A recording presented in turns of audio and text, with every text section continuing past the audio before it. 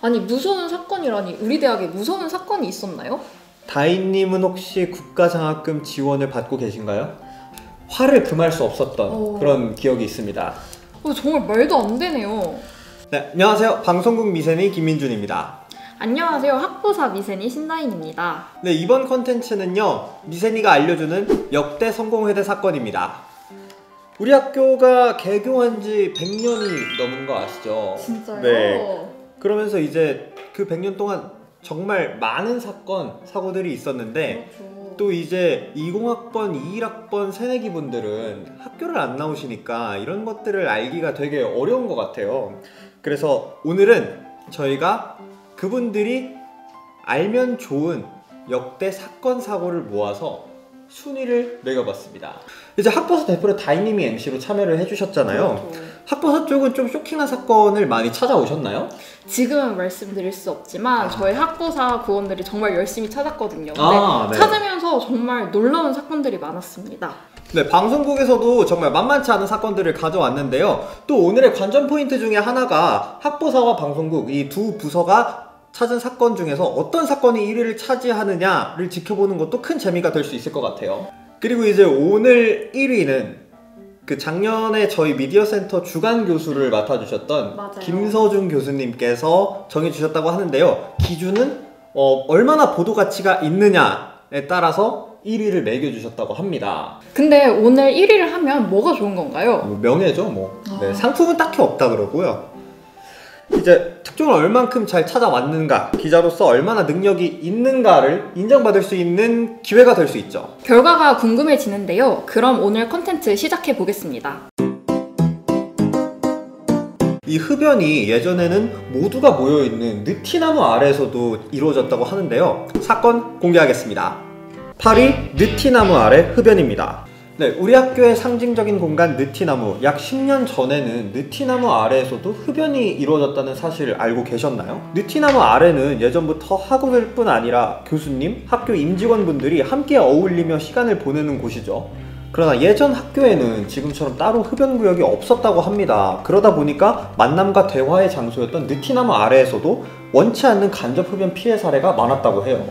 이후 학교는 굴다리 및 정자, 학생회관 앞, 월당관 앞 등 재떨이가 비치된 곳을 공식적인 흡연구역으로 지정하면서 느티나무 아래는 더 이상 흡연 장소가 아닌 모두가 함께 할 수 있는 안식처가 되었죠. 하지만 이전에 담배 연기로 인해 느티나무 상태가 많이 안 좋아졌다고 합니다. 이 사진은 2007년의 느티나무와 2019년의 느티나무의 상태를 비교한 사진인데 한눈에 봐도 상태가 안 좋아졌네요.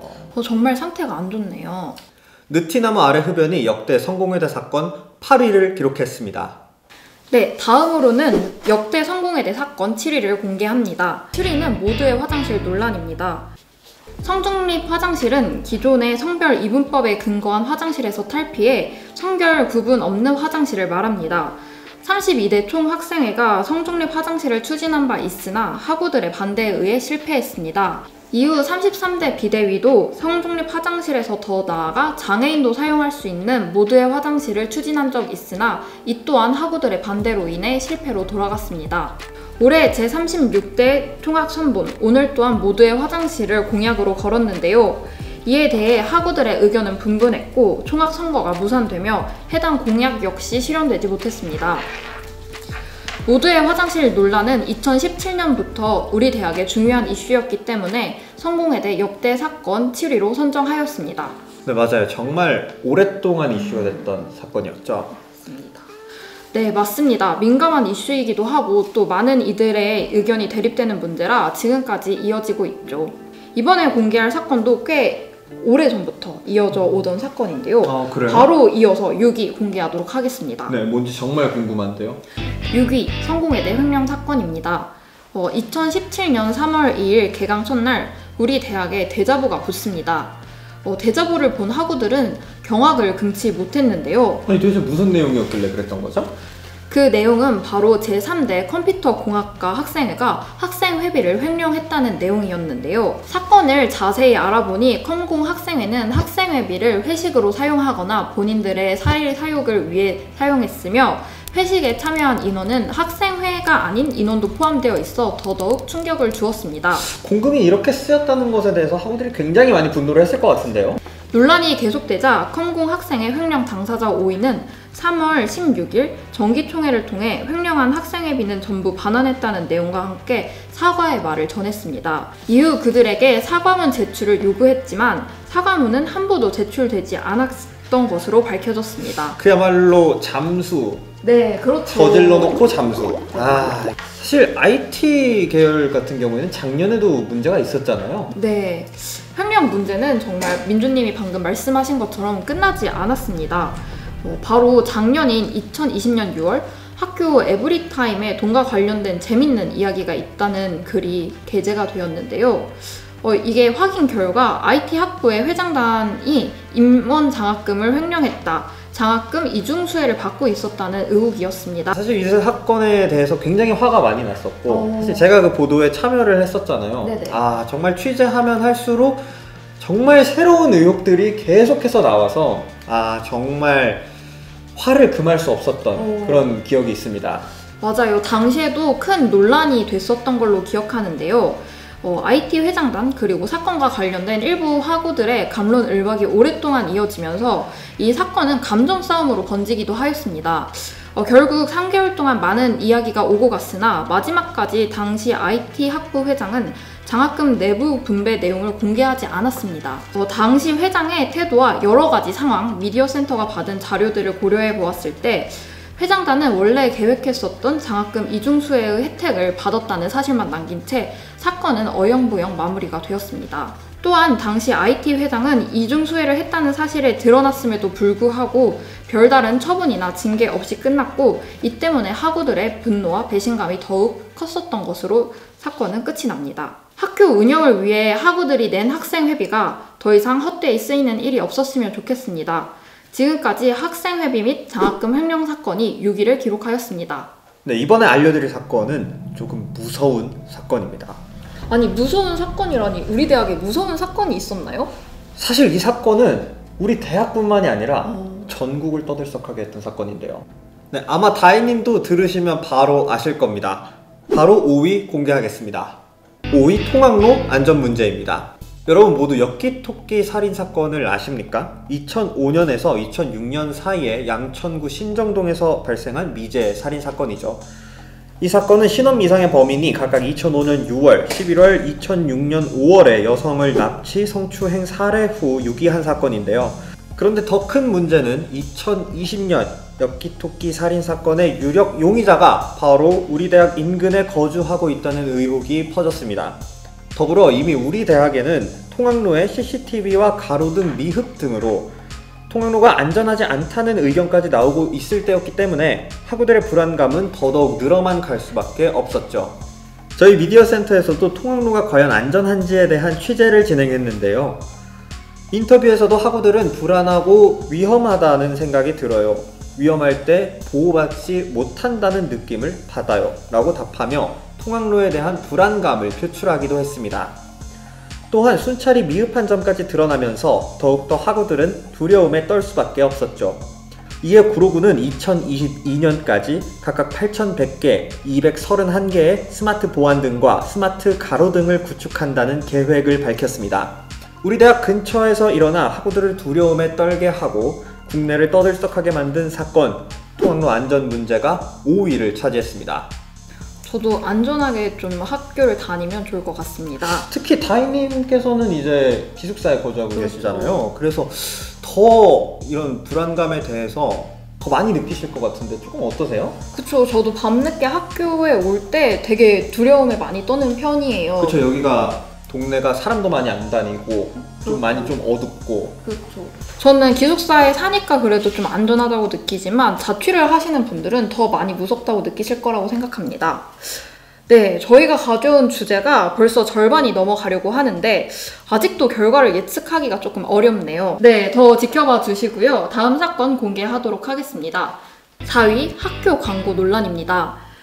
혹시 민주님은 지하철이나 버스에서 우리 대학 광고를 본 적이 있으신가요? 네, 버스에서 많이 봤던 것 같아요. 네, 여기 역곡역 주변을 다니는 버스에서 저희 학교 광고가 굉장히 많이 실려 있더라고요. 네, 맞아요. 이 광고가 또 우리 대학 에브리타임에서 논란이 되었었는데요. 한 학우가 우리 대학 새로운 광고를 봤다며 에브리타임에 사진을 올렸습니다. 글이 올라간 지 얼마 안 돼서 학우들의 댓글로 이 게시글은 뜨거워졌는데요. 저도 저거는 조금 아닌 것 같아요. 당시 참 저 글을 보면서 고민이 많이 됐어요. 저게 과연 2020년대에 나온 광고라고 할 수 있는지 좀 의문이 드네요. 글과 함께 첨부된 광고 이미지를 보고 학우들이 저희처럼 경악을 금치 못했습니다.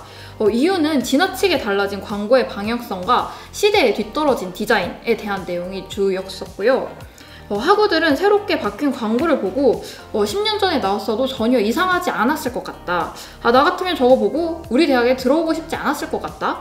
오히려 거부감이 든다. 거북이가 돌아왔으면 좋겠다 등의 비판 댓글이 달렸었습니다.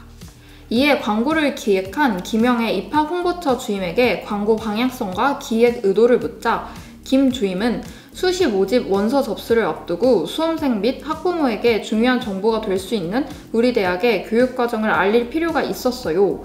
광고의 메인 타겟은 수험생이며 대부분의 광고를 입시 시즌에 맞춰 진행하기 때문에 수험생 및 학부모에게 어필할 수 있는 메시지를 우선적으로 고민했다며 내년에는 좀 더 많은 학생들이 공감할 수 있는 광고를 만들기 위해 노력하겠다고 해명했습니다. 광고는 메인 타겟에 따라 어필하는 부분과 목적이 달라져야 하지만 어필하는 과정에서 생존과 재정 문제로 우리 대학이 가져왔었던 이념과 정신을 잃지 않았으면 하는 바람입니다. 사라진 색채와 이념으로 학우들의 비판을 받고 나아가 대학의 방향성과 행보를 묻게 한 우리 대학의 광고 사건, 성공에 대해 역대 사건 4위로 선정했습니다. 이제 3개의 이슈만 남겼는데요. 이 3개의 이슈 중에 어떤 것이 1위를 할지 정말 기대가 되네요. 과연 오늘의 1위는 어떤 곳에서 찾아온 기사가 차지하게 될지 첫 번째 1위 후보 공개하겠습니다. 첫 번째 1위 후보는 세월호 추모 집회 벌금 사건입니다. 2014년 우리 대학 학생들은 세월호 사건 당시 세월호 연대 추모 집회에 참여했습니다.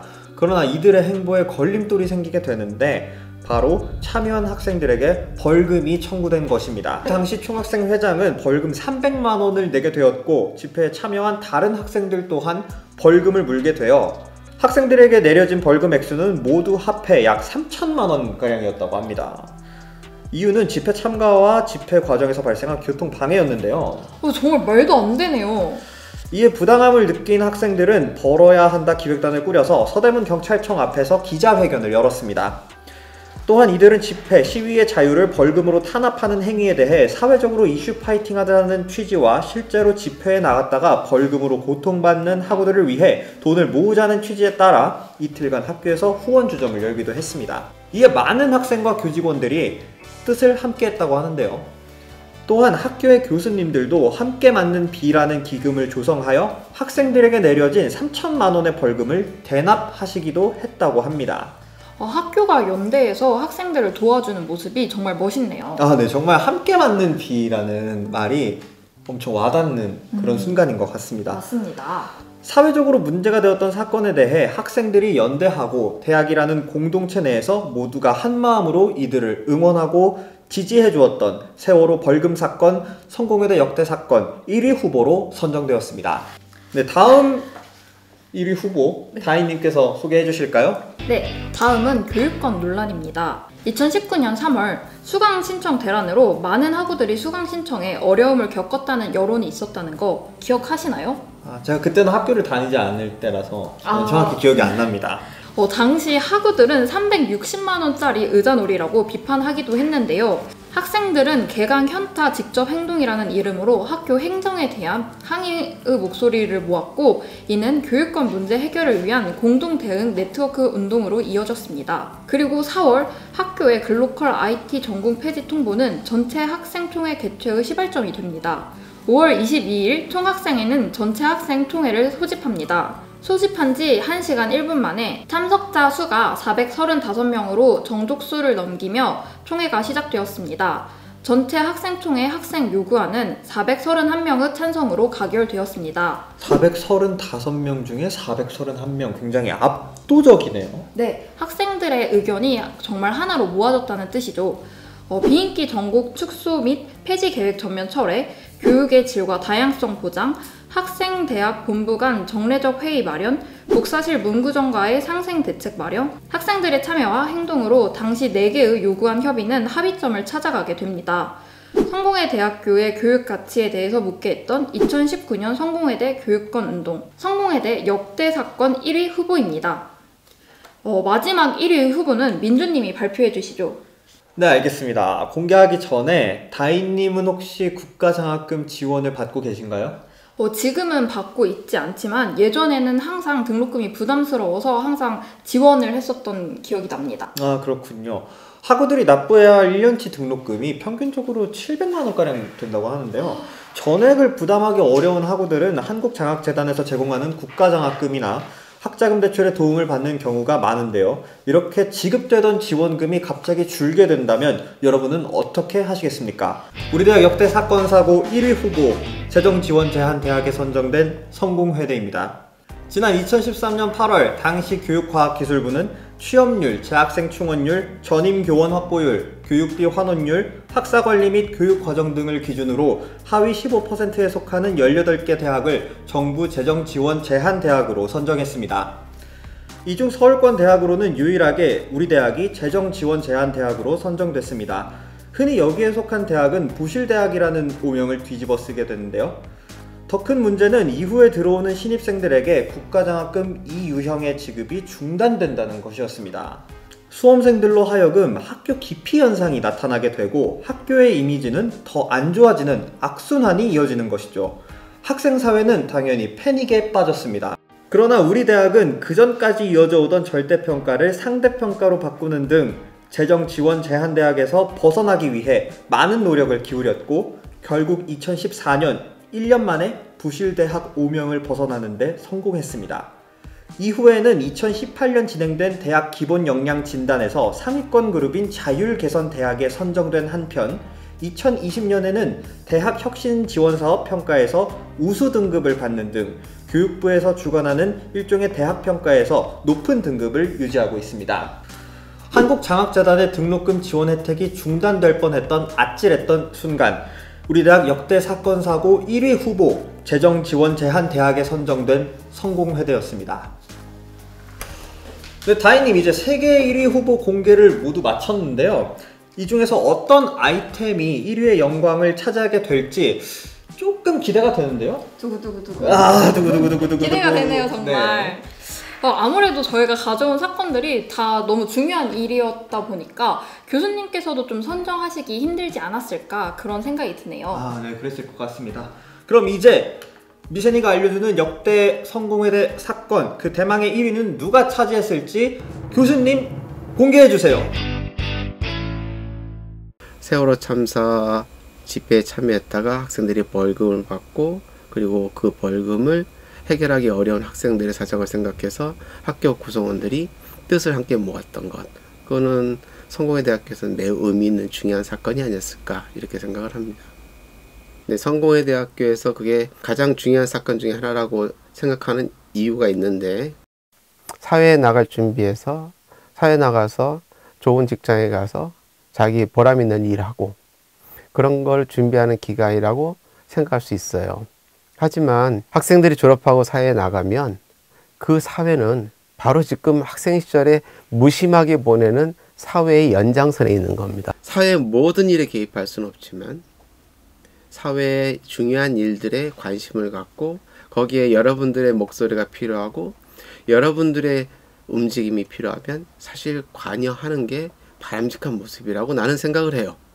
또 학생들이 그렇게 하는 것을 그건 학생들의 문제라고 생각하지 않고 바로 우리 공동체의 문제라고 생각한 선생님이나 학교 직원들의 판단은 매우 중요한 우리 학교가 갖고 있는 가치를 표현하는 사건이었다고 생각을 합니다. 네, 오늘 대망의 1위는 방송국에서 가져온 아이템이 차지하게 됐습니다. 축하드려요. 네, 감사합니다. 네, 오늘 콘텐츠 함께 해보시면서 느끼신 소감 한마디 해주실 수 있을까요? 이번 콘텐츠를 준비하면서 몰랐던 사건들도 정말 많았었고 성공회대라는 공간 안에서 참 많은 일이 있었구나라는 생각이 들었었습니다. 네, 그렇군요. 오늘 저희가 준비한 이 영상이 학교에 등교하지 못하고 있는 20학번과 21학번 학우들에게 학교에 대해서 좀 더 알아볼 수 있는 기회가 됐으면 좋겠습니다. 네, 지금까지 학교사 신다인 기자였고요. 네, 저는 방송국 김민준 기자였습니다. 다음에 또 만나요. 와, 또 봐요. 아, 나 이거 못 해먹겠다. 왜요? 너무 잘했는데? 네, 마지막으로 이름 한 번만 말씀해 주시겠어요, 다희님? 아, 저는 신다인. 아, 나 같으면 저거 보고 우리 대학에 들어오고 싶지 않았을 것 같다. 오히려 거북이가 진다. 아이고.